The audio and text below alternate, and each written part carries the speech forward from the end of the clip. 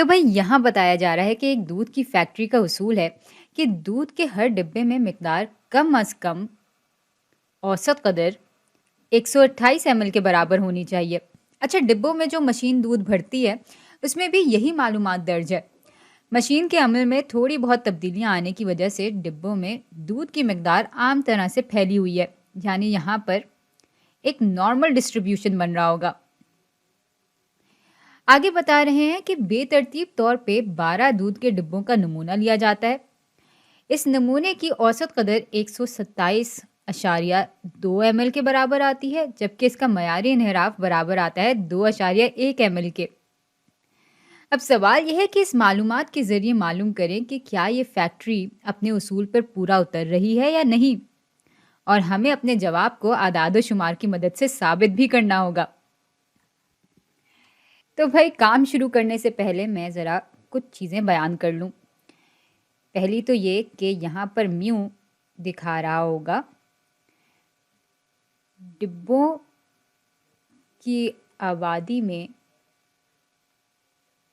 میں دودھ کی اوسط قدر کو،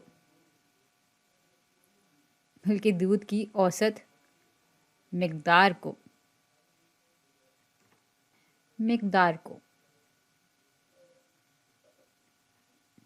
اور اب ہم نے یہ بیان کر لیا ہے تو آگے ہم اپنے مفروضات کو بھی بیان کر لیں گے۔ تو یہاں ہمارا نل مفروضہ یہ دکھا رہا ہوگا کہ بھائی کوئی نئی خبر نہیں ملی ہمیں اعداد و شمار نکال کر، اور نتیجے میں ہمارے پاس اوسط مقدار وہی آئی جو کہ ہمیں پہلے سے دی ہوئی تھی، یعنی یہاں پر اوسط مقدار برابر ہوگی 128 ml کے۔ اچھا، ساتھ ہی متبادل مفروضے کو بھی بیان کر لیتے ہیں، یعنی آلٹرنیٹ ہائپوتھیسس کو بھی بیان کر لیتے ہیں۔ تو متبادل مفروضہ یہ بتا رہا ہوگا کہ جس چیز کی ہمیں توقع تھی اصل میں ویسا نہیں ہوا، یعنی نتیجے کی صورت میں ہماری اوسط مقدار 128 ml کے برابر نہیں ہوتی۔ اچھا، سوال میں ہمیں بتایا ہوا ہے کہ اوسط قدر کم از کم 128 ml کے برابر ہونی چاہیے، تو متبادل مفروضہ یہ ہوگا، چونکہ یہ کم از کم یعنی منیمم ویلیو ہے، تو متبادل مفروضہ یہ ہوگا کہ اوسط قدر 128 ml سے کم ہے۔ اچھا، نل مفروضے کے حساب سے فیکٹری اصول پر پورا اتر رہی ہے،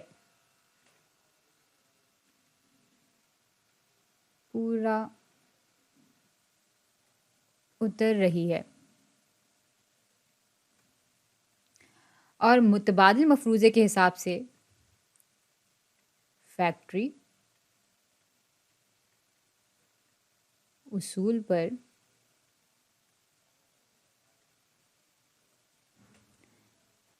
پورا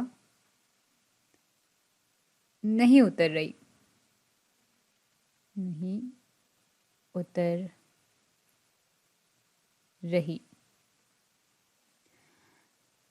املا تھوڑا بہتر کر لیتے ہیں۔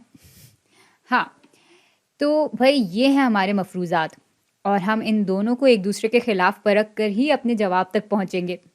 اب بھائی اگلا عمل ہمارا یہ ہوگا کہ ہم اپنا تھریشولڈ لیول یعنی اہمیت کی سطح یا سگنیفیکنس لیول بیان کریں۔ تو فی الحال سگنیفیکنس لیول کو 0.05 کے برابر رکھ لیتے ہیں۔ تو بھئی یہاں پر 3 بہت اہم کام تو ہم نے کر لیے، اب ہمیں اپنا چوتھا کام کرنا ہے۔ اب وہ یہ دیکھنا ہے کہ یہاں پر اہمیت پر رکھنے کی ساری شرائط پوری ہو بھی رہی ہیں یا نہیں۔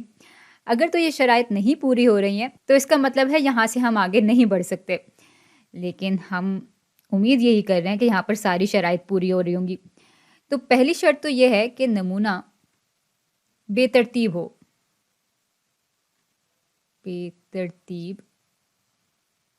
نمونہ۔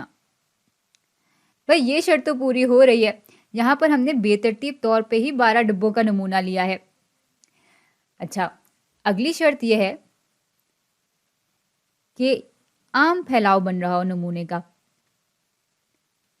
دیکھتے ہیں کہ یہ شرط پوری ہو رہی ہے یا نہیں۔ بھئی یہاں پر ہمیں پہلے ہی بتایا ہوا ہے کہ مشین میں تھوڑی بہت تبدیلیوں کی وجہ سے دودھ کی مقدار عام طرح سے پھیلی ہوئی ہے، یعنی یہاں بالکل ایک نارمل ڈسٹریبیوشن بن رہا ہوگا۔ تیسری شرط یہ ہے کہ حادثات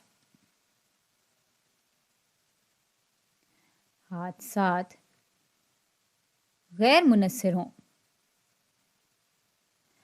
اب غیر منحصر ہونے کا مطلب یہ ہے کہ حادثات انڈیپینڈنٹ ہوں۔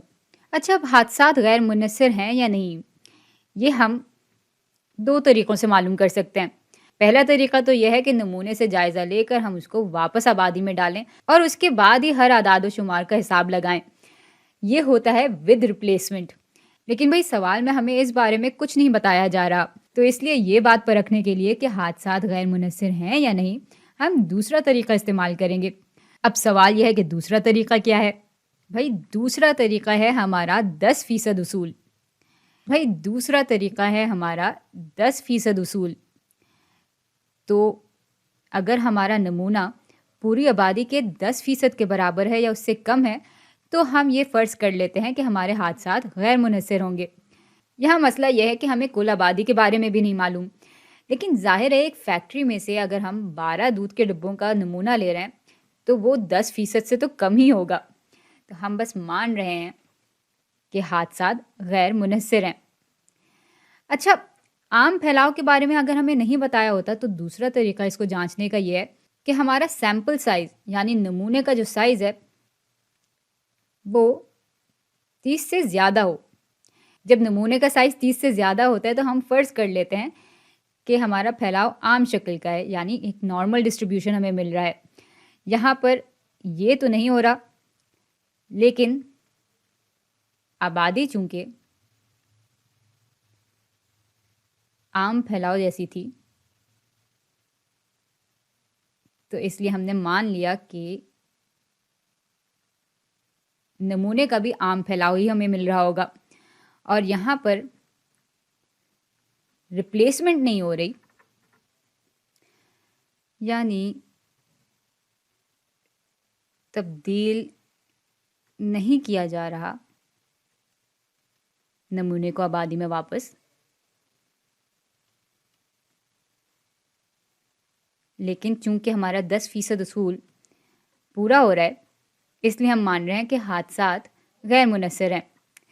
تو یوں پھر اہمیت کو پرکھنے کی تینوں ہی شرائط ہمارے پاس پوری ہو رہی ہیں۔ چلیں اب ذرا آتے ہیں اعداد و شمار پر۔ تو چلیں اپنے جواب تک پہنچنے کے لیے ٹی اسٹیٹسٹکس معلوم کر لیتے ہیں، اور ٹی اسٹیٹسٹکس معلوم کرنے کا فارمولا یہ ہے کہ ہم اپنے نمونے کی اوسط قدر سے مائنس کر لیتے ہیں آبادی کی اوسط قدر کو، اور اس پوری چیز کو ہم تقسیم کر دیتے ہیں نمونے کے معیاری انحراف بٹا نمونے کے سائز کے اسکوائر روٹ سے۔ اچھا، یہاں پر آبادی کی جو اوسط قدر ہے اس کو ہم اس نل ہائپوتھیسس والی اوسط قدر ہی مان رہے ہیں، تو یہ برابر ہوگا 128 کے۔ چلیں اس کا حساب لگاتے ہیں۔ یہاں پہ نمونے کی اوسط قدر 127.2 کے برابر ہے، آبادی کی اوسط قدر 128 کے برابر ہے، اور یہاں پر نمونے کا معیاری انحراف برابر ہے 2.1 کے، اور اس کو ہم تقسیم کر رہے ہوں گے نمونے کے سائز کے اسکوائر روٹ سے۔ نمونے کا سائز ہے 12 کے برابر۔ اس پوری چیز کو جب ہم حل کریں گے تو ہمارے پاس جواب کی صورت میں تقریباً -1.32 آ جائے گا۔ تو یہ ہے ہماری ٹی ٹیسٹ کی قدر۔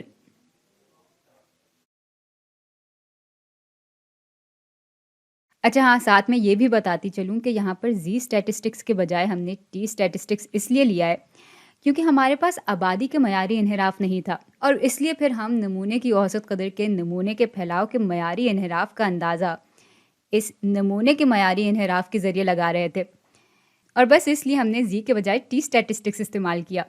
چلیں اب اس سے منسلک ہم اپنی پی قدر معلوم کر لیتے ہیں، اور بھائی پی قدر کو ہم یوں بھی بیان کر سکتے ہیں کہ ہم اس بات کا امکان معلوم کر رہے ہیں جس میں ٹی یا تو برابر ہوگا یا تو کم ہوگا -1.32 سے۔ اور بھئی یہ چیز معلوم کرنے کے لیے اب ہم اپنا کیلکولیٹر نکال لیں گے۔ تو کیلکولیٹر میں ہمیں یہ بٹن پہلے دبانا ہوتا ہے، اس کے بعد پھر ہم اس بٹن کو دباتے ہیں اور پھر ہم ٹی کیومولیٹو ڈسٹریبیوشن پہ چلے جاتے ہیں۔ یہ TCDF سے دکھائی دے رہا ہوتا ہے ہمیں، اور اس کو پھر ہم چن لیں گے۔ یہاں پہ جو نچلی حد ہے وہ نیگیٹو انفینٹی ہے اور اوپری حد ہماری برابر تھی 1.32 کے۔ اچھا، یہ DF دکھا رہا ہوتا ہے درجہ آزادی کو، یعنی ڈگری آف فریڈم کو، اور درجہ آزادی برابر ہوتا ہے n-1 کے۔ یہاں پر نمونے کا سائز 12 کے برابر تھا، تو 12 میں سے جب ہم 1 مائنس کریں گے تو پیچھے 11 رہ جائے گا۔ چلیں اس معلومات کو ذرا یہاں پر لکھ بھی لیتے ہیں کہ ہم P کو سیٹ کر رہے ہیں ایک تو -انفینٹی تو اس کی نچلی حد ہے، اوپری حد ہم -1.32 کو لے رہے ہیں اور درجہ آزادی ہماری 11 ہے۔ تو بھائی یہ برابر آ رہا ہے 0.0106 وغیرہ وغیرہ کے، تو اس کو میں راؤنڈ آف کروں گی تو یہ تقریباً برابر آ جائے گا 0.106 کے۔ تو بھائی یہ ہے ہماری پی قدر، اس کو میں اوپر بھی لکھ دوں۔ اچھا، میں یہاں تھوڑی سی جگہ بناؤں گی۔ تو بھائی جو پی قدر ہے وہ برابر آئی تقریباً 0.106 کے۔ پھر اس کو میں نے تیسری دفعہ لکھ دیا ہے، لیکن یہ میں بار بار دہرا اس لیے رہی ہوں کیونکہ ہم بس اپنے نتیجے تک پہنچ رہے ہیں اور میں نہیں چاہتی کہ ہم کسی بھی چیز میں الجھیں۔ تو پی قدر اس کے برابر آئی، اور بھائی یہ 0.05 سے زیادہ ہے، یعنی یہ ہماری اہمیت کی سطح سے زیادہ ہے۔ تو جب ہماری پی قدر اہمیت کی سطح سے زیادہ ہوتی ہے تو بھائی اس صورت میں ہم اپنے نل مفروضے کو مان لیتے ہیں، اس کو ٹھکراتے نہیں ہیں، اور یوں پھر ہم ثبوت کے ساتھ کہہ سکتے ہیں کہ فیکٹری اصول پر پورا اتر رہی ہوگی۔